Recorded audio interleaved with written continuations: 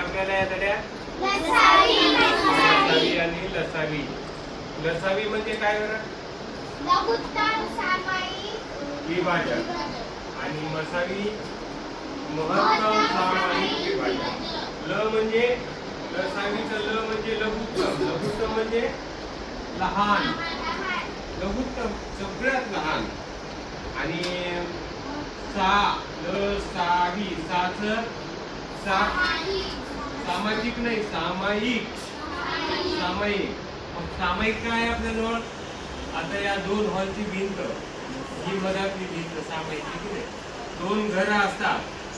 दोन घराची भिंत कशी असते? शेजारीची घर आणि आपली घर या मधातली भिंत जी असते ती सामायिक असते. आणि वि म्हणजे विभाजक. म्हणजे याच्यात लसावी काय? दोन संख्या दिलेल्या असतील